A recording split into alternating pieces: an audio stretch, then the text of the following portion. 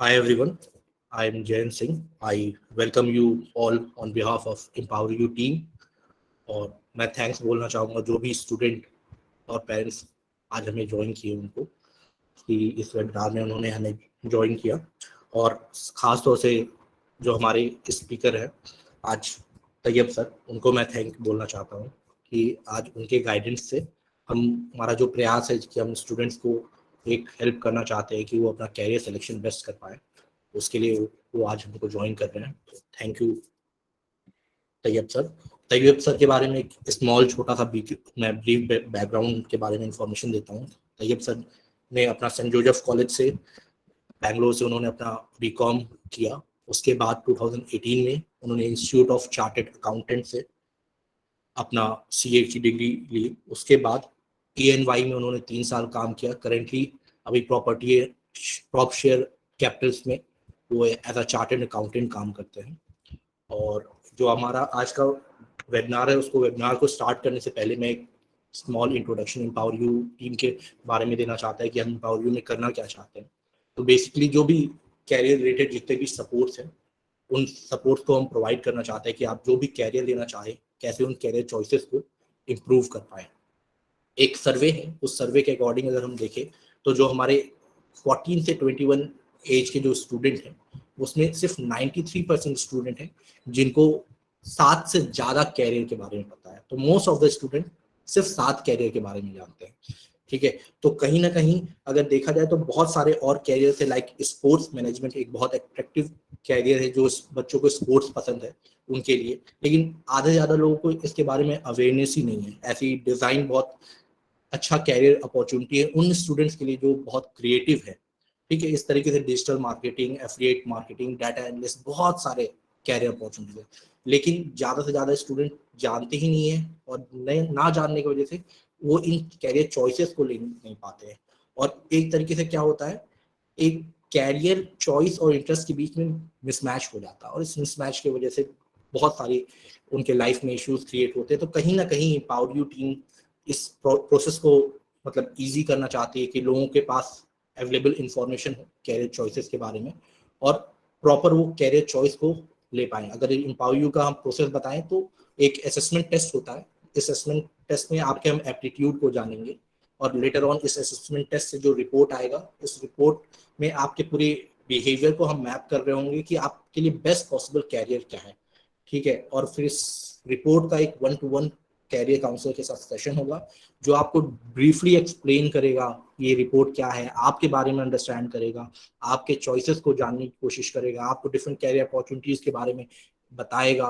और फिर later on हमारा जो पार्ट है वो है वेबिनार का। जो आज हम कर रहे हैं वो एक यही स्टेज है, वेबिनार का स्टेज, जिसमें हम डिफरेंट कैरियर अपॉर्चुनिटीज को जानने की कोशिश कर रहे हैं।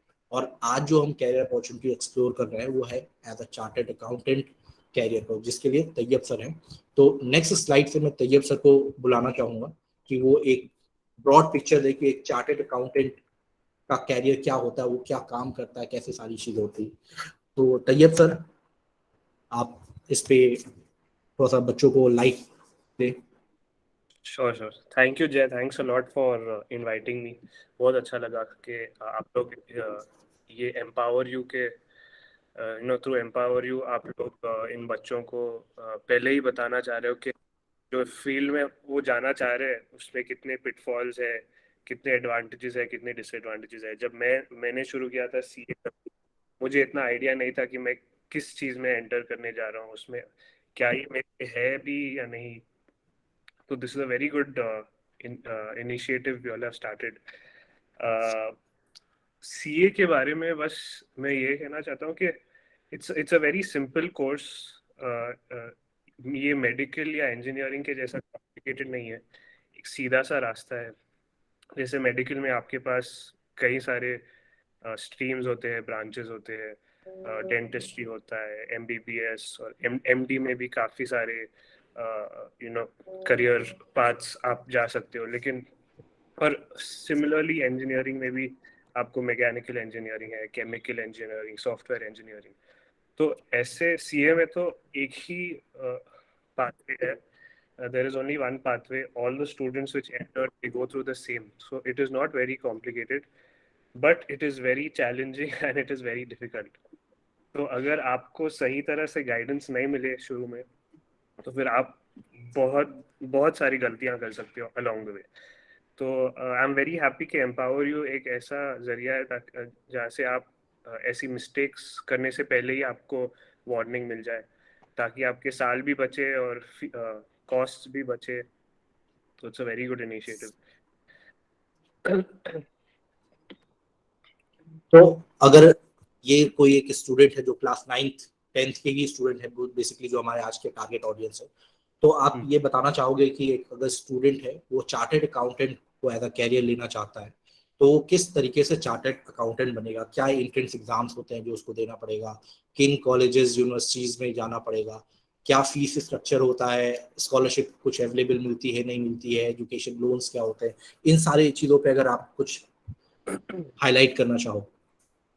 जी जरूर। तो पहले तो मैं ये बोलना चाहूँगा कि अगर आप 9-10 स्टैंडर्ड में हो, तो आपके पास फिर भी 1-2 साल है डिसाइड करने में कि आपको पूरी आपके नेक्स्ट 4-5 साल सीए को डेडिकेट करना भी है या नहीं। क्योंकि जो मेन डिसीजन आता है वो मेनली इन 12th स्टैंडर्ड आपको लेना पड़ेगा। 10th, अगर आप 9th-10th में हो तो आपको बस अभी के लिए एक ही डिसीजन लेना पड़ेगा कि आपको कॉमर्स फील्ड लेना है या साइंस, जो कॉमर्स और साइंस 11th एंड 12th में होता है। तो अभी के लिए आप वो डिसाइड कर लो। जब आप 12th में आओगे तो आपको फिर ये डिसाइड करना पड़ेगा कि आपको if you want to do CA और नॉट। तो अगर आपको सीए करना है तो I just give you a brief के what is the journey. CA में 3 लेवल्स ऑफ एग्जाम्स होते हैं। पहला वाला एंट्रेंस एग्जाम होता है जिसका नाम सीपीटी या फाउंडेशन कोर्स है। वो बड़ा सिंपल सा एग्जाम है। उतनी ज़्यादा पढ़ाई की भी ज़रूरत नहीं होती है। जो आपने 12th में कॉमर्स अगर लिया होगा तो आप आसानी से, मतलब उसकी pass percentage around 50-60% of the students pass. तो वो काफ़ी मुश्किल तो है नहीं एंट्रेंस एग्ज़ाम।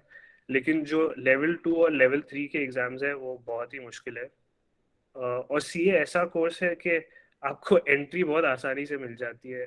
कोई ऐसा कोटा या कॉलेज एडमिशन लेना इतना ज़रूरी नहीं होता है। Entry is very easy, but exit is very very difficult. तो अगर 100 students enter in CA, by the time exit का टाइम आता है जो 4-5 साल के बाद है, तब तक 98% of the students they fall out. Only 2 to 3% people actually come out as CAs. So आपको पहले ही ये डिसीजन ले लेना चाहिए आपके लिए, are you really interested in CA?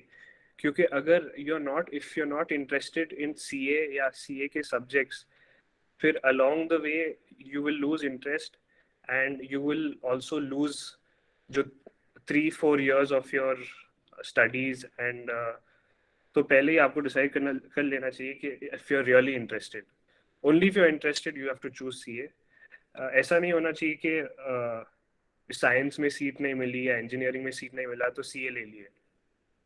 ऐसा बिल्कुल भी नहीं होना चाहिए, क्योंकि इससे बहुत डिसएडवांटेज हो सकता है आपके करियर के लिए। आप 3-4 साल, you can lose 3-4 years of your career. तो entrance exam is CPT, that is easy. Around 50-60% of the students pass. उसमें केवल 2-3 महीनों की पढ़ाई रहती है, और उतना भी डिफिकल्ट नहीं कि जैसे इंजीनियरिंग में आईआईटी जीट और वो सब एंट्रेंस एग्जाम के जैसा टफ भी नहीं है। It's very easy. तो एंट्रेंस एग्जाम, और फिर उसके बाद सीए में कॉलेज या यूनिवर्सिटी की ज़रूरत नहीं है। तो आप घर पे भी पढ़ के सीए की एग्ज़ाम दे सकते हो। आपका ऑप्शन है, अगर आप सीए के साथ बीकॉम की डिग्री भी ले लेना चाहिए, अगर लेना चाहते हो तो फिर आप ले सकते हो, लेकिन कंपलसरी नहीं है। 12th के बाद आप सिर्फ सीए में लग सकते हो। उसके लिए आप घर पे भी पढ़ाई कर सकते हो, लेकिन आई डोंट रिकमेंड कि आप घर पे पढ़ो, क्योंकि इतना सारा सिलेबस आप खुद से कवर नहीं कर सकते हो। तो आई वुड रिकमेंड आप कोई कोचिंग इंस्टीट्यूट ज्वाइन करें जिसमें आपको गाइडेंस भी मिले। तो तो ये जो कोचिंग इंस्टीट्यूट होता है वो लेवल 1 to 3 के लिए होता है। लेवल 1 के लिए अराउंड 2 months की स्टडीज होती है। उसके बाद लेवल 2 आता है जिसमें आपको around 1 year 9 months to 1 year की स्टडीज होती है। तो लेवल 2 तक आपके 1 1.5 साल ऑलरेडी खत्म हो चुके होते हैं सीए के कोर्स के। लेवल 2 के बाद जो मेन सीए का कंटेंट होता है वो शुरू होता है। लेवल 3 इज द हार्डेस्ट, क्योंकि लेवल 3 में आपको ना सिर्फ पढ़ाई करनी होती है लेकिन पढ़ाई के साथ साथ आपको जॉब भी करना होता है। ये जॉब है लाइक एन इंटर्नशिप। 3 साल आपको एक सीए के अंडर काम करना पड़ता है। तो इट बिकम्स वेरी चैलेंजिंग, क्योंकि आप पूरा दिन काम भी करते हो और साथ में आपको पढ़ाई भी करनी पड़ती है। और पढ़ाई इतनी आसान नहीं है, पढ़ाई काफ़ी मुश्किल है। तो level 3 is the hardest. Level 3 is when most of the students मतलब fed up हो जाते हैं और quit कर जाते हैं CA. So if you're not interested in the starting, then level 3 becomes the hardest. और तब तक तो आपके 2 3 साल already सीए के अंदर हो चुके होते हैं। तो so college and university is not required, but I would suggest कि आप लेवल 1 and 2 के साथ बीकॉम की डिग्री भी कर लें, क्योंकि बीकॉम बीकॉम के साथ कॉलेज लाइफ का थोड़ा मजा लेना मिलता है। तो I did BCom with along with level 1 and 2। तो उस तरीके से आप ऐसे कॉलेज यूनिवर्सिटी होना जरूरी नहीं है, लेकिन आई वुड रेकमेंड कि आप बीकॉम भी करें साथ में, ताकि आपको एक तो एक बैकग्राउंड मिल जाता है, एक सपोर्ट मिल जाता है कि अगर सीए भी हुआ नहीं तो फिर at least you have a backup of a BCom degree, और बाकी आपको कॉलेज लाइफ भी मिल जाती है। मैंने मिस्टेक्स अगर मैं बोलना चाहूँ मेरे जो मैंने किया, तो one big mistake I had made कि मैंने लेवल 2 में कोई कोचिंग नहीं ली थी मेरे मेरे पहले अटेम्प्ट में, क्योंकि मेरे को लगा था कि मैं खुद से घर में पढ़ के एग्ज़ाम दे सकता हूँ। लेकिन मैं गलत था। मेरे मुझे कोचिंग मेरे लिए मैं ऐसा समझता हूँ कि कोचिंग बहुत ही ज़रूरी है लेवल 2 एंड लेवल 3 में खास करके। और उसके वजह से, क्योंकि मैंने फर्स्ट अटेम्प्ट में कोचिंग नहीं ली थी, मेरा 1 साल वेस्ट गया। तो मैं सजेस्ट करता हूँ कि आप लोग सब कोचिंग ले। ऐसा मत सोचिए कि आप घर में ही पढ़ के एग्ज़ाम दे सकते हैं। हालांकि वो भी कर सकते हो, कोई लोग कर भी लेते हैं, लेकिन बहुत ही मुश्किल है। आपको अगर आपके पास होने के चांसेस करने हैं तो प्लीज़ कोचिंग लीजिए। और अभी तो पहले ऑफलाइन होती थी, अभी ऑनलाइन भी कोचिंग शुरू हो गई है। काफ़ी वेबसाइट्स में आपको ऑनलाइन सीए के कोचिंग मिलेंगे विच आर वेरी गुड। तो फी स्ट्रक्चर पे अगर थर्ड बुलेट पॉइंट में मैं बोलूँ कुछ, तो फिर fee structure is basically CA is the cheapest of all courses. इसमें खर्चा तो ऑलमोस्ट मिनिमल है, क्योंकि आपको सीए इंस्टीट्यूट को फीस देनी पड़ती है और अलग से आपको कोचिंग की फीस देनी पड़ती है। तो सीए की फीस ऑलमोस्ट मिनिमल है। लेवल 1 के लिए कुछ 10,000 है, लेवल 2 के लिए कुछ 15,000 और लेवल 3 के लिए 20,000। तो कुल मिल के अराउंड 45 to 50,000 में आपको इंस्टीट्यूट के फीस हो जाती है। और ये इंस्टीट्यूट की फीस ज़्यादातर मतलब बुक्स के खरीदी के लिए होती है। there's no coaching, they will only give you books, or it will cost you 45-50,000 for the entire course। लेकिन जो आप अभी अलग से कोचिंग लेंगे तो उसके लिए मेरे लिए पड़ी थी लेवल 1 के लिए तो मैंने ली नहीं थी कोचिंग, लेकिन 20,000 की थी तब उस टाइम पे। ये मैं बात कर रहा हूँ 4-5 साल पहले। तो लेवल 1 के लिए 20,000 थी, लेवल 2 के लिए 40,000 और लेवल 3 के लिए 80,000। तो कुल मिलके मेरा कुछ 1.5 लाख का फीस था पूरे सीए कोर्स के लिए। और ये आप लोग सोचते होंगे कि अगेंस्ट वर्सेस MBA या वर्सेस इंजीनियरिंग या वर्सेस मेडिकल वेरी लो। और यही वजह है कि इतने सारे लोग CA में भर्ती होते हैं, क्योंकि उनको लगता है कि against medical and engineering it is a very cheap course. और ये आपकी सबसे बड़ी मिस्टेक भी हो सकती है, क्योंकि अगर आप इंटरेस्टेड नहीं हो और अगर आप सिर्फ और सिर्फ फीस के लो होने की वजह से आप CA में ज्वाइन कर रहे हो, तो आप 2-3 साल में आपका इंटरेस्ट ड्रॉप हो सकता है और फिर आपको ये लगेगा कि मैं अभी अभी क्या करूं। तो don't join CA because the fees are low. Join CA if you are really interested in accounts, finance, law, costing, ये सारी सब्जेक्ट्स अगर आप दिलचस्पी रखते हो इसमें। स्कॉलरशिप्स, क्योंकि फीस इतनी लो है, स्कॉलरशिप्स भी मतलब उतने खास है नहीं। बट अगर आप ICAI जो मेन CA इंस्टीट्यूट है उसकी वेबसाइट पे जाएंगे तो they do give for some students need based scholarship. It is around कुछ 1,500 महीने का, तो अराउंड 18,000 साल के होते हैं। So you can take scholarship of that if you apply for it। और अगेन एजुकेशन लोन भी मेरे टाइम पे तो था नहीं, लेकिन अभी 2-3 बैंक्स है जो मैंने कल गूगल पे रिसर्च किया था, तो कोई मर्चेंट बैंक है, मैं लिंक शेयर कर दूंगा। बट 2-3 बैंक है जो एजुकेशन लोन प्रोवाइड करते हैं CA स्टूडेंट्स के लिए भी। तो आप उसको भी चेक कर सकते हैं, मैं लिंक भेज दूंगा।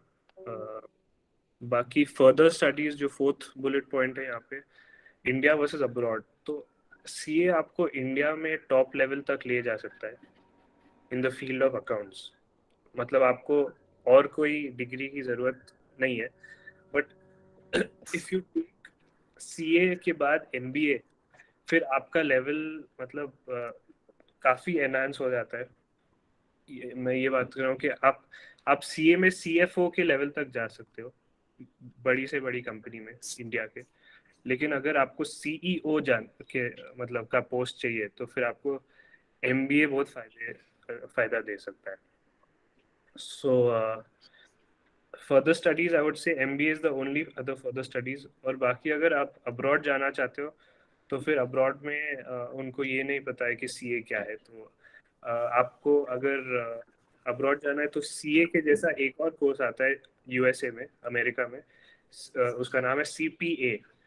तो सेम है, जैसे CA इंडिया में होता है, CPA अमेरिका में होता है। तो आप वो भी कर सकते हो अगर आपको अब्रॉड जाना है, स्पेसिफिकली अगर आपको अमेरिका या ऑस्ट्रेलिया जाना है। बाकी 2-3 और कोर्सेज है, जैसे कि ACCA और CFA। आपको अगर फाइनेंस में दिलचस्पी है तो आप CFA कर सकते हो। और अगर आपको accounts and audit, books of accounts में दिलचस्पी है तो आप ACCA या CPA कर सकते हो फर्दर स्टडीज के लिए। थैंक्स तैयब ये इंफॉर्मेशन प्रोवाइड करने के लिए। थोड़ा सा अगर कॉलेज और यूनिवर्सिटीज जो पॉइंट था, तो जो ऐसे आपने बताया कि स्टूडेंट्स के पास अपॉर्चुनिटीज होती है कि वो CA करें या फिर BCom भी साथ में कर सकते हैं, तो BCom करने के लिए जो है क्या प्रोसेस होता है, कैसे BCom में डिफरेंट कॉलेजेस और यूनिवर्सिटीज में एडमिशन होता है, उस पर थोड़ा सा हाईलाइट करना चाहेंगे क्या आप? BCom का एडमिशन बहुत सिंपल सा होता है। ऐसा नहीं है कोई जैसे इंजीनियरिंग में कॉमन एंट्रेंस टेस्ट होता है सारे कॉलेजेस के लिए, जैसे कि IIT में एक दो कॉमन एंट्रेंस टेस्ट होते हैं, वैसे BCom के लिए होता नहीं है। BCom में you need a good 12th grade, मतलब 12th का आपको परसेंटेज अबव 90% होना चाहिए अगर आपको इंडिया के टॉप कॉलेजेस में अगर एंट्री एडमिशन लेना है तो मैंने जैसे कि Saint Joseph college of commerce Bangalore में किया था BCom। उसमें कट ऑफ था 90%। ऐसे सिमिलरली अगर आपको दिल्ली के SRCC में अगर एडमिशन लेनी है, जो Shri Ram college of commerce, best in the country, तो उसके लिए तो पास परसेंटेज इज अराउंड 98-99%। 12th में आपको 98-99% होना ज़रूरी है उस कॉलेज में एडमिशन लेने के लिए। तो वैसे similarly every city has a very well-known college. जैसे कि मुंबई में there is St. Xavier's, sorry, Calcutta में है St. Xavier's, दिल्ली में है SRCC, lady Shri Ram college, Delhi university के काफ़ी सारे कॉलेजेस हैं, और फिर चेन्नई में there is चेन्नई में also there is few colleges ऐसे. So you have to go to the you have to call up the college और उनको पूछना है आपको कि what is your cutoff, और बस बाकी सब कोई एंट्रेंस टेस्ट होता है, वो बेसिकली जनरल एप्टीट्यूड टेस्ट होता है, और फिर इंटरव्यू होता है. तो अगर आप एप्टीट्यूड टेस्ट और इंटरव्यू में पास कर गए तो फिर आपको एडमिशन मिल सकता है. इतना कुछ डिफिकल्ट नहीं है. अगर आप अच्छे ग्रेड्स लाएं तो फिर डिफिकल्ट नहीं है एडमिशन लाना बीकॉम कॉलेज. Good good. तो ये थैंक्स ये सारी और इन्फॉर्मेशन प्रोवाइड करने की. एक और इन्फॉर्मेशन मैं पूछना चाहता हूँ आपसे कि जैसे आपने बताया कि थर्ड लेवल 3 जो होता है सीए का, वो वन ऑफ द टफेस्ट होता है. उसके बाद लेवल डिग्री में टफ होते जाते हैं. तो लेवल 3 के बाद जो ऐसे कई स्टूडेंट होते होंगे जो ड्रॉप आउट कर जाते होंगे सीए के प्रोसेस में, लेवल 4-5 तक नहीं जाते होंगे, तो उनके पास क्या और अपॉर्चुनिटीज होती है करने के लिए? तो लेवल 3 में जब आप अगर ड्रॉप आउट हो जाते हो तो फिर अगर आपके पास बीकॉम की डिग्री होती है तो फिर that is a very good backup. जिन्होंने ले ली होती है बीकॉम की डिग्री, तो लेवल 3 में अगर पास नहीं भी हुआ तो फिर वो बैकअप है कि आप फिर भी जॉब आपको मिल सकता है. और फिर बीकॉम के बाद आप एमबीए भी ट्राई कर सकते हो. काफ़ी सारे एमबीए कॉलेजेस है इंडिया में. ऐसा नहीं है कि आईआईएम में ही जाना है. आईआईएम में अगर मिल गया सीट तो फिर नथिंग लाइक इट, लेकिन दूसरे कॉलेजेस भी है एमबीए लेने के लिए, तो आप एमबीए भी कर सकते हो, या अगर आपको ऐसे ही जॉब करना है तो आप ऐसे ही जॉब कर सकते हो. वैसे अगर आप मतलब अगर आप जॉब के लिए अप्लाई भी करते हो तो आपको ज़्यादा वेटेज मिलेगा अगर आप बीकॉम के साथ लेवल 1 और 2 के भी पास आउट है, वर्सेस और कोई जो आपके साथ ही अप्लाई किया हो जिसके पास सिर्फ बीकॉम की डिग्री हो. Okay, thank you Tayyab. Next question जो है वो ये है कि मतलब क्या एप्टीट्यूड और स्किल्स होनी चाहिए कि स्टूडेंट जो सीए कर रहा हो, लाइक उसको बहुत साथ ज़्यादा नंबर से प्यार होना चाहिए और कैलकुलेशन से प्यार होना चाहिए, इस टाइप से क्या मतलब कुछ जो आप हाईलाइट करना चाहेंगे? और उसके बाद नेक्स्ट क्वेश्चन है कि वाइल अभी जो 9th-10th के स्टूडेंट हैं किन चीज़ों पे वो ध्यान दें? जैसे कि एक आपने पॉइंट किया कि अगर एक अच्छे कॉलेज में एडमिशन चाहिए बीकॉम के लिए तो 90% या उससे ऊपर का कट ऑफ होना चाहिए, जैसे एसआरसी का आपने बताया. तो ऐसे क्या कुछ चीज़ें हैं जो स्टूडेंट को ध्यान देना चाहिए अपने प्रोसेस में, अपने प्रिपरेशन के और इन सारी चीज़ों के बीच में, और क्या एप्टीट्यूड और क्या स्किल्स उस एक स्टूडेंट के अंदर होगा तो वो अपने आप को फील कर पाएगा, यार हाँ मैं एक अच्छा सीए बन सकता हूँ? तो एप्टीट्यूड की बात किया जाए तो फिर देखो, लोग बोलते हैं कि सीए, अगर आप नंबर्स में दिलचस्पी रखते हो तो सीए आपके लिए. ऐसा नहीं है. CA is not so much about numbers, it is more about how you use those numbers.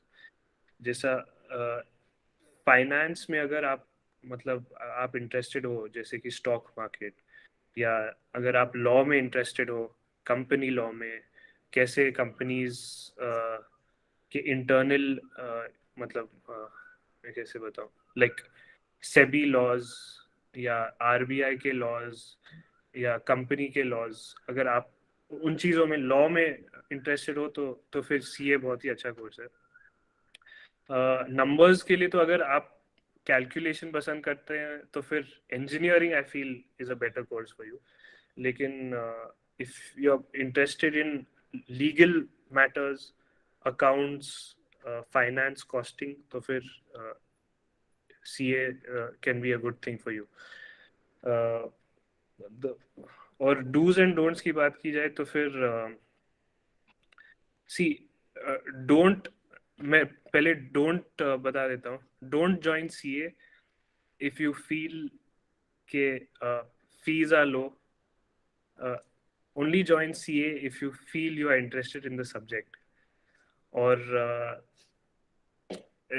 don't मतलब हाँ, for 9th and 10th standard students आप अगर अभी 11th एंड 12th में जब जाते हो तो फिर यू विल हैव टू, आप साइंस भी ले सकते हो, कॉमर्स भी ले सकते हो, बट इंश्योर कीजिए कि 90% या 93-94% के मार्क्स आपको मिल जाए, क्योंकि फिर बहुत आसान हो जाता है उसके बाद। नहीं तो आपको कॉलेजेस में एडमिशन मिलना थोड़ा मुश्किल हो सकता है if it's not 90%.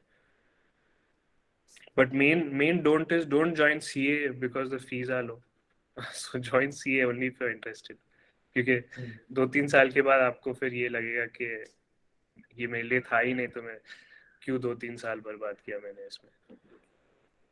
यस, तो ये मतलब इंटरेस्ट बहुत इंपॉर्टेंट होता है किसी भी कैरियर सिलेक्शन के लिए, एब्सोल्युटली। क्योंकि मतलब सिंगल डायमेंशन में लोग यहाँ सोचते हैं कि लाइक मनी है, या फिर किसी के इन्फ्लुएंस में आ जाते हैं कि इस वजह से हमें ये कैरियर लेना चाहिए, but interest is one of the important thing. और कहीं ना कहीं एम्पावर यू के थ्रू यही इंफॉर्मेशन प्रोवाइड करके वो इंटरेस्ट हम स्टूडेंट्स में जगाना चाह रहे हैं। एग्जैक्टली। तो फिर इसके बाद हम नेक्स्ट क्वेश्चन पे चलते हैं कि जो एक चार्टेड अकाउंटेंट होता है उसका नेचर ऑफ जॉब क्या होता है, मतलब डे टू डे वो क्या कर रहा होता है, उसका वर्क लाइफ बैलेंस क्या होता है, कैरियर में प्रोग्रेस क्या होता है, मतलब आप हमेशा वही कैलकुलेशन अकाउंटिंग करते रहते हो या फिर लेटर ऑन 5 साल 10 साल 15 साल बाद कैरियर आपका कैसा होता है, ये सारी चीजें। तो देखिए, करियर में if I have to talk about companies, तो एक है आप ऑडिट कंपनीज में जॉब मिल सकती है। जो ऑडिट कंपनीज में देयर आर 4 कंपनीज जिन्होंने जिसका नाम है बिग 4। तो ये बिग 4 कंपनीज है EY, KPMG, Deloitte and PwC. तो these are international companies that do audit work in India, और सैलरी भी इनमें अच्छी खासी होती है। बट इनके अलावा बिग 4 तो खैर ऑडिट का ही काम करते हैं, ऑडिट एंड टैक्स वर्क। इसके अलावा अगर आपको तो अगर आप बिग 4 में काम करते हो तो आप या सिर्फ या ओनली ऑडिट का काम करोगे या ओनली टैक्स का काम करोगे। लेकिन आपको अगर दोनों मिल के काम करना है, ऑडिट एंड टैक्स, तो फिर आपको बिग 4 में अपॉर्चुनिटी नहीं मिलेगा। आपको कोई मिड साइज CA फर्म में काम करना पड़ेगा, जो एक लोकल फर्म होता है। काफी सारे CA फर्म्स बहुत पैसा भी कमाते हैं, so it's not that it's is a small firm, there are some very big mid size firms also. और फिर तो बिग 4 और CA फर्म्स को छोड़ के आपको जॉब मिल सकती है पब्लिक सेक्टर अंडरटेकिंग्स में भी, जो PSUs हैं, या IT कंपनीज में भी। तो ऐसे काफ़ी सारे अपॉर्चुनिटीज मिलेंगे आपको CA के लिए। Work life balance normal job की तरह ही होता है, ऐसा कुछ बहुत ज़्यादा काम या ऐसा कुछ नहीं होता है। अगर आप बिग 4 में काम करेंगे तो उन लोग काफ़ी सारा काम निकालते हैं आपसे। तो आप मतलब सुबह के 10 बजे से लेके कभी कभी सीजन टाइम में 12-1-2 बजे तक काम कर सकते हो। मतलब काम काफ़ी ज़्यादा हो जाता है सीजन के टाइम पे। तो लेकिन rest of the year from 10 o'clock to 7 o'clock 8 o'clock तक आप मतलब वर्क लाइफ बैलेंस की बात की जाए तो करियर प्रोग्रेस। हाँ, तो पहले शुरू में तो आप अकाउंट्स और का काम करोगे, लेकिन जैसे आप आपका करियर बढ़ते जाएगा तो फिर आप क्लरिकल वर्क को छोड़ के फिर आप ज़्यादा स्ट्रेटेजिक टाइप ऑफ काम करोगे।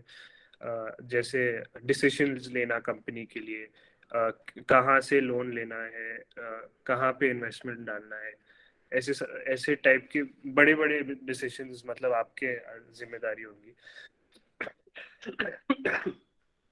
Sorry.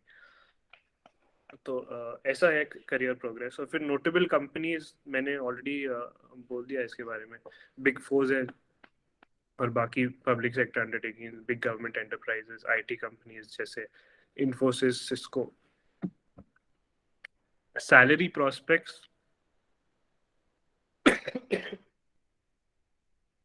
Salary prospects starting salary तकरीबन 6 से 7 लाख की होती है for an entry level CA, but after 6 से 7 लाख मतलब महीने के 50,000 करीब।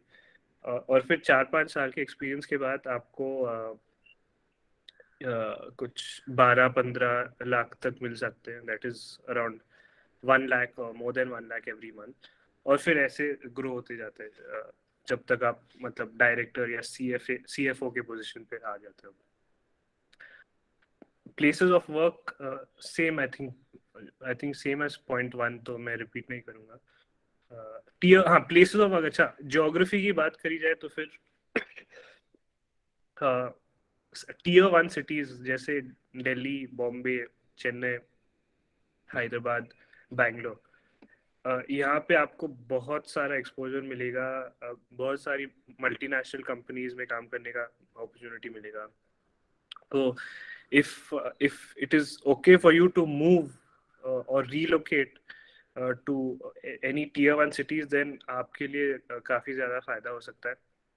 But there are, I know a lot of people जिन्होंने अपने ही सिटी में काफी बड़ा नाम कमाया है, क्योंकि there are lot of, जैसे कि lot of manufacturing companies are there in a lot of non tier 1 cities. मेरा एक दोस्त है, उसने बैंगलोर में सीए किया और फिर वापस अपने सिटी को जाके, I think he is somewhere in Odisha, तो वहाँ पे जाके उसने एक बहुत बड़ी मैन्युफैक्चरिंग कंपनी की मतलब उसका क्लाइंट बन गया। तो उसका खुद का सीए फर्म है और उसका एक क्लाइंट एक बहुत बड़ी मैन्युफैक्चरिंग कंपनी है और अच्छा खासा कमाता है अभी।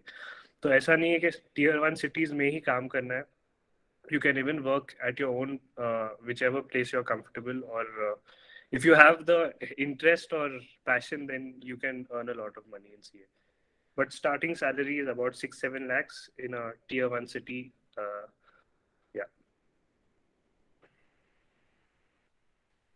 ओके ओके, दैट्स ग्रेट, आपने काफ़ी अच्छी इन्फॉर्मेशन प्रोवाइड की। नेक्स्ट क्वेश्चन है कि are you really suitable for chartered accountant as a career, जिसपे आपने हिंट दिया था कि इंटरेस्ट इज रियली इम्पोर्टेंट, ठीक है। इसके अलावा कुछ और अगर आप एड ऑन करना चाहेंगे स्टूडेंट्स को तो। आर यू रियली सुटेबल, नहीं वही है मेन, वही है कि इंटरेस्ट होना चाहिए। ऐसा नहीं होना चाहिए कि इंजीनियरिंग में और मेडिकल में सीट नहीं मिली तो सीए ले लिए, या ऐसा नहीं होना चाहिए कि सीए में फीस सबसे कम है तो सीए में भर्ती हो गए। It should be generally you are interested, तो फिर then CA is for you. और इसके साथ साथ और क्या चैलेंजेस होता है अगर एक सीए बनता है, तो उसको मतलब क्या मतलब क्या क्या चीजें और होती है जिसका ध्यान रखें, लाइक कि नए नए लॉज आते रहते हैं, उस हिसाब से नए हाँ लॉज और रेगुलेशंस के हिसाब से अपडेट करना पड़ता है, और हाँ, नई चीजें सीखनी पड़ती है, और क्या चीजें होती है, अगर कुछ हाईलाइट करना चाहे कुछ चैलेंजेस। तो मैं ये दो हिस्सों में बांटना चाहूँगा। पहले तो चैलेंजेस इन स्टूडेंट लाइफ और दूसरा चैलेंजेस आफ्टर यू क्वालिफाई। तो challenges in student life is information. आप जितना हो सके अलग अलग लोगों से इंफॉर्मेशन इकट्ठा करें, क्योंकि अगर आपके पास सही तरीके की इंफॉर्मेशन नहीं है तो आप बहुत मिस्टेक्स कर सकते हो। जैसे कि मैं आपको बताया पहले कि मैंने एक बहुत बड़ी मिस्टेक की थी, लेवल 2 में मैंने कोचिंग क्लासेस नहीं ली थी, तो उसके वजह से मेरे 1-1.5 साल वेस्ट हो गए। तो स्टूडेंट लाइफ में जितने लोगों से बात कर सकते हो आप बात कीजिए और इन्फॉर्मेशन इकट्ठा कीजिए। बाकी the second category basically after qualifying, तो challenges are continuous learning। जैसे कि जय ने बताया, laws keep changing, तो ऐसा नहीं है कि आप सीए पढ़ लिए और उसके बाद बस पैसा ही पैसा है। आपको continuously learn, आपको laws, जो भी नए laws आते हैं उसको पढ़ना पड़ेगा। जैसे कि इतने सारे सीएज पहले जिन्होंने सर्विस टैक्स में पढ़ाई की, लेकिन थोड़े साल पहले सर्विस टैक्स हटा दिया गया और उसके बदली जीएसटी का रेजिम आया। तो all the CAs had to relearn के what is GST, how is different from service tax. तो ऐसे तरीके के कंटिन्यूस लर्निंग आपको करना पड़ेगा। यस, तो ये कंटिन्यूस लर्निंग तो एक ऐसा प्रोसेस है जो आप किसी भी कैरियर में जाते हो तो वहाँ पे आपको कंटिन्यूस लर्निंग करना ही पड़ेगा। एग्जैक्ट। ठीक है, तो अब आई थिंक जो भी मेन कंटेंट था हम लोगों को कवर करना था वो हमने कवर कर लिया। अब हम स्टूडेंट से कुछ जो उनके इम्पोर्टेंट क्वेश्चन आंसर है उसको पूछना चाहते हैं। स्टूडेंट्स अगर कुछ भी क्वेश्चन करना चाहते हैं तो मैं अभी सबको अलाउ कर रहा कि सब लोग अपना माइक्रोफोन ओपन कर सकते हैं। ठीक है, माइक्रोफोन ओपन करके भी क्वेश्चन पूछ सकते हैं। कुछ कमेंट्स में हमारे पास हैं, उन क्वेश्चंस को हम तब तक लेते तैयब। फरहान है, उन्होंने पूछा है doesn't ICAI provide classes for the courses? Yes, it provides classes for the courses, लेकिन see the classes are not very good. They are not good at all. Uh, I, uh, I told you some time back के my level 2 में I tried to study by myself. So that time what had happened के I had not studied by myself. I actually went for CA Institute classes.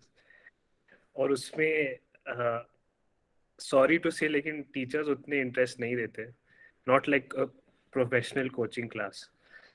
तो the fees are very low. एक subject का कुछ 2-3 हज़ार लेते हैं versus coaching institute में एक मतलब एक सब्जेक्ट का उन लोग कुछ 6-7 हज़ार लेते हैं। But coaching institute is far better. I wasted 1 year because I went to ICAI Institute classes. So I would suggest that you don't make the same mistake that I made. There are classes, but they are not. Yes yes, यही information है जो हम students को provide करना चाहते हैं कि कहीं ना कहीं वो आप जैसे एक्सपर्ट्स के लर्निंग से वो अपने आप को इफिशिएंट बना पाए, ज़्यादा प्रोडक्टिव बना पाए। तो नेक्स्ट क्वेश्चन जो है हमारा तैयब है, इसमें है is it manageable doing BCom and CA at the same time? Will it not lead to delay in completing CA while doing articleships? तो देखो बीकॉम और सीए के सब्जेक्ट्स ओवरलैप होते हैं, तो ऐसा नहीं है कि आपको बीकॉम के लिए अलग पढ़ना पड़ता है और सीए के लिए अलग. You can do both at the same time. Articleship का जब टाइम आता है विच इज़ बेसिकली 1.5-2 साल के बाद, then it becomes challenging. Then आप पहले तो आर्टिकलशिप मैनेज कर रहे हो, उसके साथ आप सीए की भी पढ़ाई मैनेज कर रहे हो, और उसके साथ अगर आपको बीकॉम भी मैनेज करना है तो फिर it will become very tough for you. तो मैंने क्या किया था, मैंने लेवल 1 और 2 बीकॉम के साथ फिनिश कर लिया था. उसके बाद मैंने आर्टिकलशिप और लेवल 3 के लिए अलग से टाइम दिया. मैंने तभी बीकॉम, मतलब बीकॉम तब तक हो चुका था. तो you can do level 1 and 2 with BCom, no worries, easy है. तो ये आर्टिकलशिप क्या है, इसको एक्सप्लेन करेंगे क्या वन लाइन में? आर्टिकलशिप है वैसे भी बहुत इंटर्नशिप. स्टूडेंट होंगे, आइडिया नहीं होगा। हाँ, तो आर्टिकलशिप होता है इंटर्नशिप एक तरह का. तो it's a 3 year internship. You have to work under a CA, under a qualified CA. This is a requirement of the course. Okay okay, So next after question. level 1 and 2, sorry, after level 1 and 2, 3 years of articleship, then only you can give level 3 exam. Okay okay, so Tayyab next question है संजू का। What is the main work of CA? What are the main subject to study in CA? अगर वैसे आपने कुछ चीजें इसमें बताई है, थोड़ा सा और अगर डीपली आप जाके संजू को एक्सप्लेन करेंगे। मेन है अकाउंट्स. जैसे आप अगर 11th-12th में हो तो आपको पता होगा कि what is a profit and loss account, what is a balance sheet. तो ऐसा आप बड़े बड़े कंपनियों के लिए आपको बनाना पड़ेगा profit and loss account, balance sheet, daily accounts. और इसके अलावा अकाउंट्स के अलावा there is law studies, legal, और जैसे कि GST law, income tax law. और देन देयर इज फाइनेंस के अगर आपको इन्वेस्टमेंट करनी हो कंपनी में तो आप उसके लिए फंड्स की ज़रूरत है, और आप कहाँ से फंड्स ले. क्या आपको इक्विटी फंडिंग लेनी चाहिए, या बैंक से लोन लेना चाहिए, या कोई तीसरा फंडिंग लेना चाहिए. तो there is finance. Then there is costing. अगर आप मैन्युफैक्चरिंग एंटिटी हो तो फिर how should you do the calculations of costing, ताकि आपका एंड प्रोडक्ट जो है that is the most cost effective product. Great. हमारे कमेंट में इतने ही क्वेश्चन है। स्टूडेंट्स, अगर आप लोग को और कुछ क्वेश्चन पूछना है तो मैं सबको उस समय अलाउ कर दिया हूँ कि आप अपने आप को अनम्यूट कर सकते हो और क्वेश्चन पूछ सकते हो, और अगर चाहो तो आप कमेंट में भी क्वेश्चन लिख सकते हो।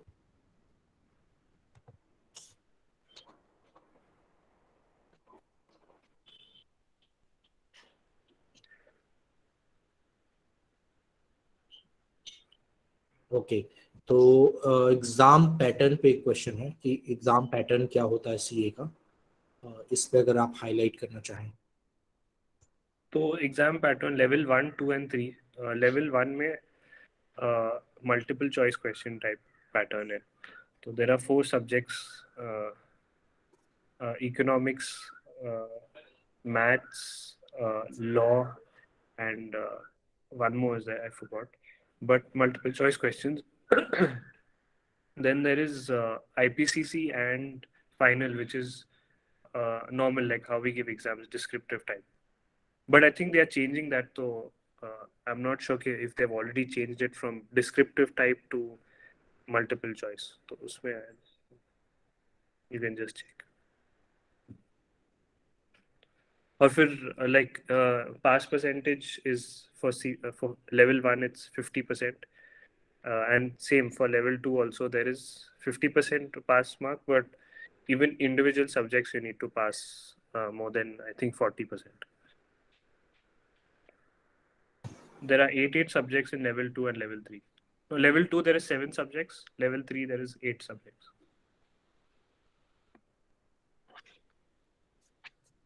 Good good.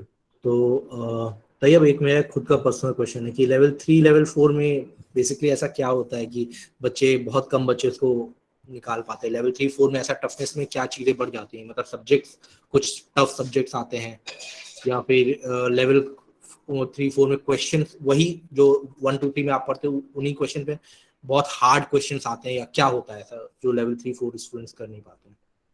नहीं, लेवल 4 तो नहीं, लेवल 3 है सॉरी, लेवल लास्ट। 4 5 में कर पाता। हाँ, लेवल 3 है लास्ट, लेवल 3 ही है। ओके ओके तो ओके। उसमें द मेन चैलेंज इज के आपको मैं अगर बताऊं तो फिर the number of books are like, अगर मैं मतलब if you keep it on the floor तो आपका फुल हाइट ले लेगा, that many books are there. तो मेन चैलेंजेस है कि the scope is very large, और उसमें से आपको कहीं से भी क्वेश्चंस पूछा जा सकता है। That is the main challenge. और ऐसा नहीं है कि everything is easy to understand. वो जो इतने सारे किताब है उनमें भी कॉन्सेप्ट्स बहुत डिफिकल्ट होते हैं अंडरस्टैंड करने में, और आपको अंडरस्टैंड करने के बाद याद भी करना होता है, तो वो थोड़ा चैलेंजिंग हो जाता है। तो मेन चैलेंजेस कि people are not able to complete the full syllabus before the exams, and sometimes when you complete the syllabus, then because it's so big you forget what you have studied, और उसकी वजह से पास percentage काफ़ी लो है।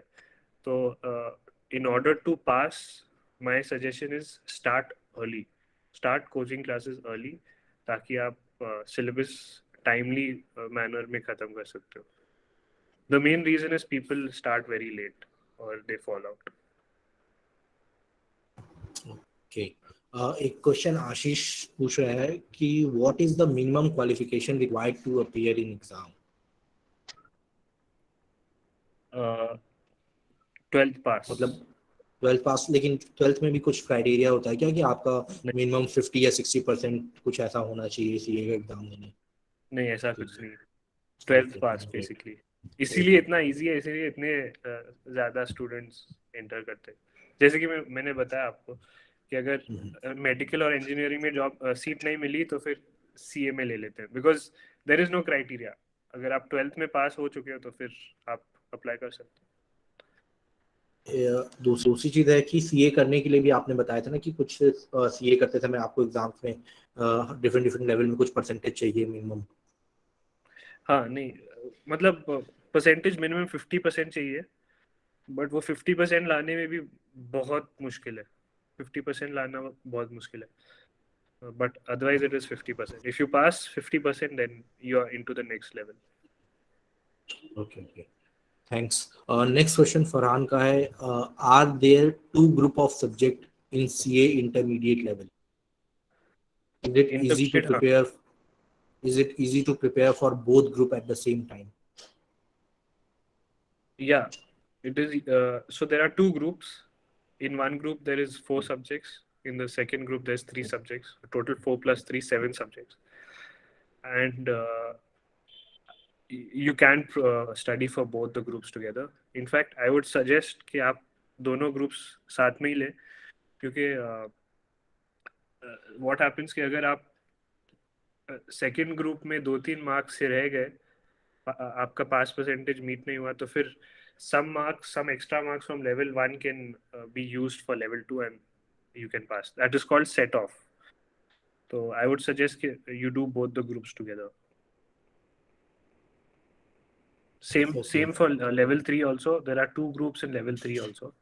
उसमें भी 4 subjects है each group का. You can do it together. Okay. So next question अब है कि how CA is different from CS? I think CS is company secretary. So how CA is different from CA, and can someone prepare for both? It's like, so CS has little less syllabus. It is overlapping with CA, but in the matters of company law, CS has more detail. So many people who don't like accounts so much and they like company law, so they do CS.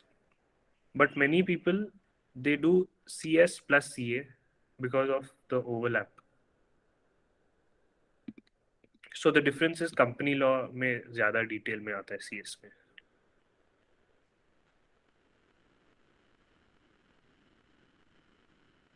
okay. Farhan का एक और question है. Is it easy to prepare for CA foundation exam of November, जो upcoming November आने वाला है? Because of our 12th exam board is going too late. It is going to end in June. तो ये कुछ personal उनका query है. अगर नवंबर में एग्जाम है तो फिर इजीली यू कैन प्रिपेयर, क्योंकि 2 महीने लगते हैं बस स्टडीज करने में. तो if it's your board is getting over in June, then you can take you can start immediately, or you can appear for the November exam. Foundation level is not difficult at all. मतलब don't take it easily. You have to study for that also, but you can pass in the first attempt. ये foundation level exam क्या है, थोड़ा सा इसको एलिब्रेट करेंगे उन students के लिए जिनको आइडिया नहीं है. तो लेवल 1 फाउंडेशन है बेसिक. अच्छा, दैट. तो मल्टीपल चॉइस क्वेश्चंस होते हैं 200 मार्क्स के, 4 सब्जेक्ट्स होते हैं, तो each subject is 50 marks. And I think minimum level 1 में minimum pass percentage is I think 60%. Not sure, I think 60%.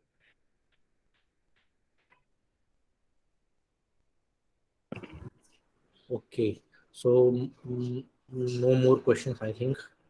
Please student, अगर आप लोगों को कुछ भी क्वेश्चन और पूछना है तो प्लीज आप लोग जल्दी पूछ सकते हैं. 4-5 मिनट और हम वेट करते हैं, फिर नहीं तो इस सेशन को एंड करेंगे क्योंकि there is no more further questions.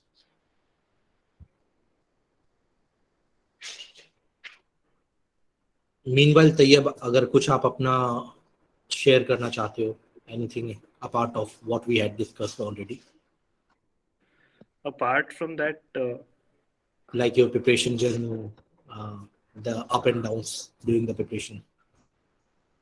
हाँ, तो basically CA is a very difficult course.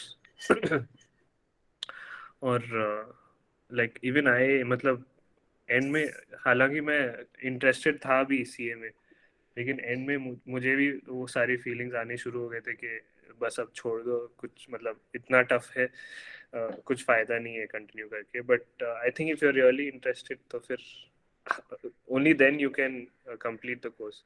Otherwise काफ़ी मुश्किल कोर्स है. और या बट उसके बाद लाइक कोर्स खत्म, ऐसा नहीं है कि कोई लोग तो ऐसे सोचते हैं कि अगर सीए नहीं हुआ तो फिर मतलब जिंदगी बर्बाद हो गई है। ऐसा भी नहीं है। Other than CA there are lot of other courses also which you can earn much more money also in CA, you can get more respect. So you should not, if CA is not happening, you should not treat it as the end of your life. There are a lot of courses. मैंने CA करके फिर now the job that I was doing, it's not related to CA also. It's related to investments and real estate. So, but it's a good course. It's a good qualification to have. You get a lot of respect.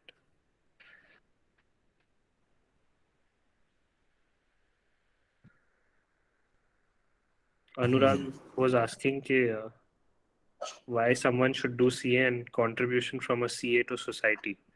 So contribution from CA to society, I would say CAs help you plan your taxes. So that way, a lot of people are not very मतलब tax related उनकी उतनी जानकारी नहीं रहती है, and they get quite worried about taxes and all that. So CAs help to make their worry go away a little bit at least. So that way CAs contribute to society. They provide their expertise to business people and companies. Uh, Other than that, अगर आपको if you really want to help society, then you can even maybe instead of working in a company, you can work in a government department which will provide uh, like maybe uh, some kind of, I don't know. You can even take up teaching as a career, and you can become a teacher. You can be of benefit to society that way also.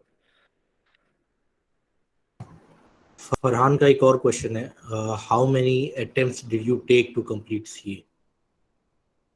So I took one attempt only, but in level 2, I was going to give one attempt, but because I had not studied properly, like I told you, I had gone to ICAI coaching institute, coaching center. Then I wasted 1 year in that, and then after that, I went to a professional coaching center in Bangalore. So I had not given the exam. So वैसे my attempts is just one attempt. Great. Farhan का एक और question है, is it okay getting BCom degree by IGNOU that ICA provide after intermediate? Yeah, so IGNO is Indira Gandhi National Open University, IGNOU. A lot of students take that. It's a good, it gives you a BCom degree. So even if CA doesn't happen, then you have a backup degree. So yeah, you can take CA degree from IGNO, but IGNO mein you have to study at home. You don't get college life. So if you want college life, then IGNO is not the right thing for you. But if you just want a BCom degree as a backup, you can take IGNO. IGNO is easy to pass also. Okay. Anjali Singh का एक question है, what additional training और experience will we need in order to perform the duties of this position? Duties of, sorry? Duty of this position after becoming a CA. No, after becoming a CA, तो फिर you don't need any extra training. But you have to be, dedicated to your work. You should not take your work lightly. And all the progress that you do, all the training will happen on the job. It's on the job training. As you do the job, you will learn more and more. Okay. एक मेरा personal question है कि जैसे CA complete करने के बाद jobs कैसे लगते हैं स्टूडेंट्स के? मतलब जैसे जो इंजीनियरिंग कॉलेजेस होता है उसमें होता है कि कैंपस प्लेसमेंट्स होते हैं. यहाँ पे आप आईसीए के थ्रू सीए का कोर्स कंप्लीट कर रहे हो, तो मतलब आपको प्लेसमेंट्स अपॉर्चुनिटीज कैसे मिलती है, या आप इंडिविजुअली अप्लाई करना पड़ता है डिफरेंट कंपनीज में, कैसे होता है? हाँ, good question. So, can you hear me? Yes, your voice is audible. अच्छा, तो basically there are CA institute has a placements drive after every examination, after every level 3 examination, जो final examination भी कहा जाता है, there is a placements drive and lot of multinational companies and accounting and auditing firms come for those placements, so you can apply there. Okay, तो ICAI ये placement drive खुद provide करती है जहाँ पे स्टूडेंट्स कर सकते हैं। तो ये मतलब जैसे ICAI मतलब किस तरीके से ये प्लेसमेंट ड्राइव होता है? कुछ ऑफलाइन आप लोग को जाके करना होता है या मतलब एक पोर्टल होता है जहाँ पे आप अप्लाई करते हो? हाँ, एक पोर्टल होता है, पोर्टल में आपको अप्लाई करना पड़ता है और उसके बाद आपको बुलाया जाएगा किसी एक दिन कोई होटल में या कोई ऑफिस में जहाँ पे आपका इंटरव्यू होगा। बस then if you are selected, you ऐसा भी हो सकता है कोई इंटरव्यू से पहले कोई एप्टीट्यूड टेस्ट देना पड़े, तो फिर एप्टीट्यूड टेस्ट पे के बेसिस पे थोड़े स्टूडेंट्स फिल्टर आउट हो जाते हैं और फिर बाकी इंटरव्यू राउंड में जाते हैं, और अगर इंटरव्यू में आप सिलेक्ट हो गए तो फिर आपको जॉब मिल गई।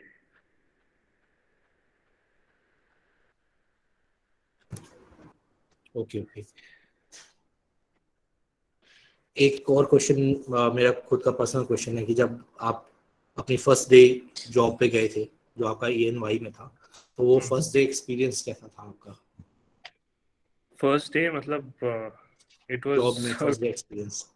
हाँ, फर्स्ट डे मतलब कोई भी जॉब का फर्स्ट डे एक्सपीरियंस काफी मतलब इंटरेस्टिंग रहता है।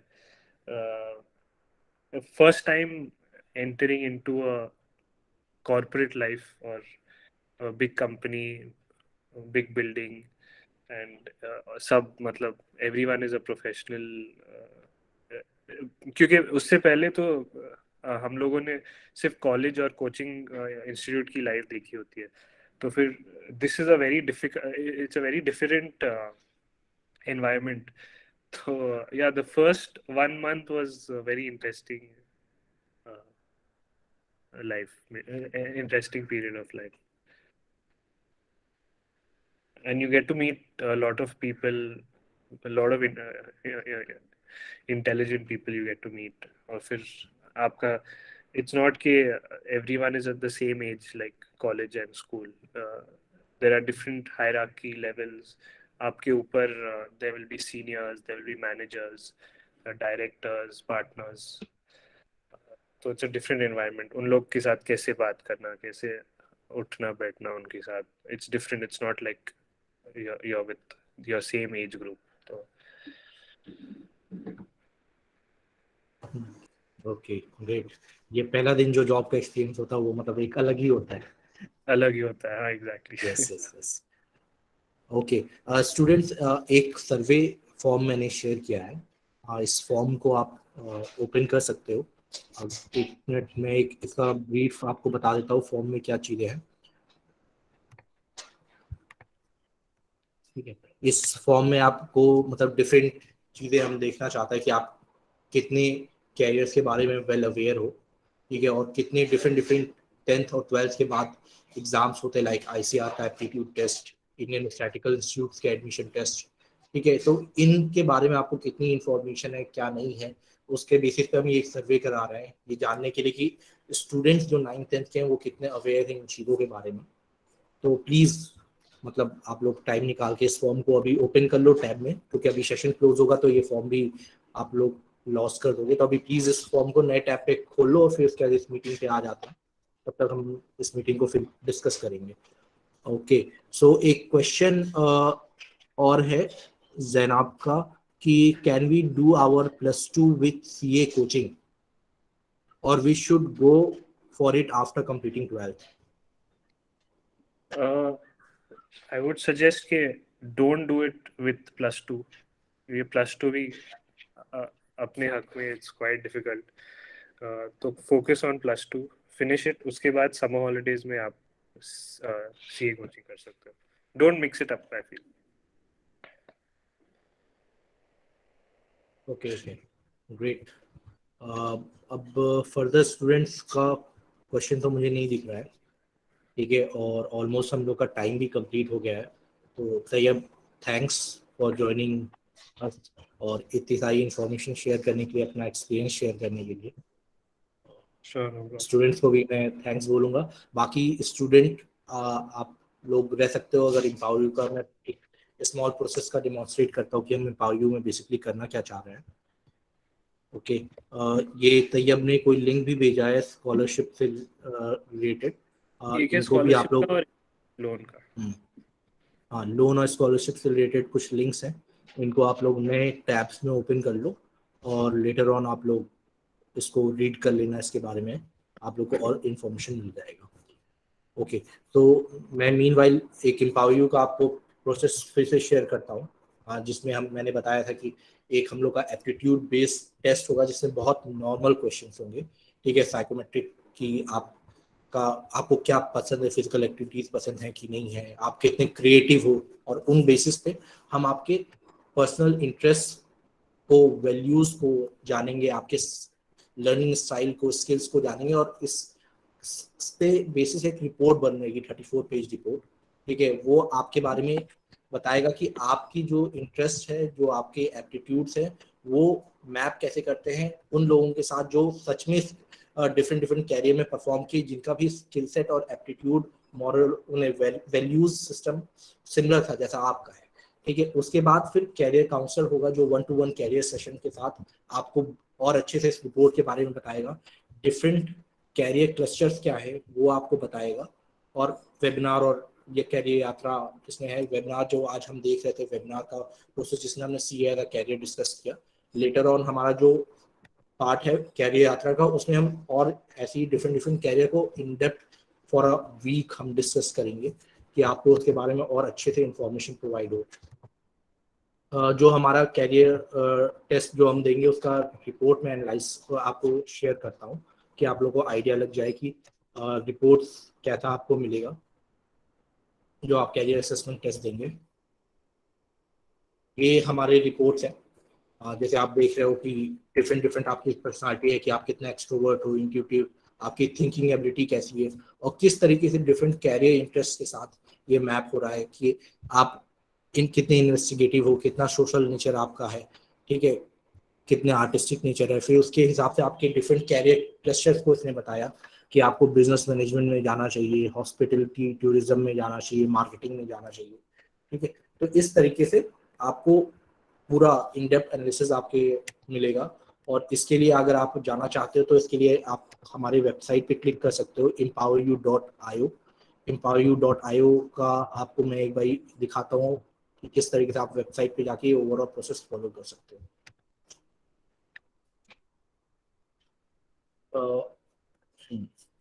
ये हमारी वेबसाइट है empoweryou.io।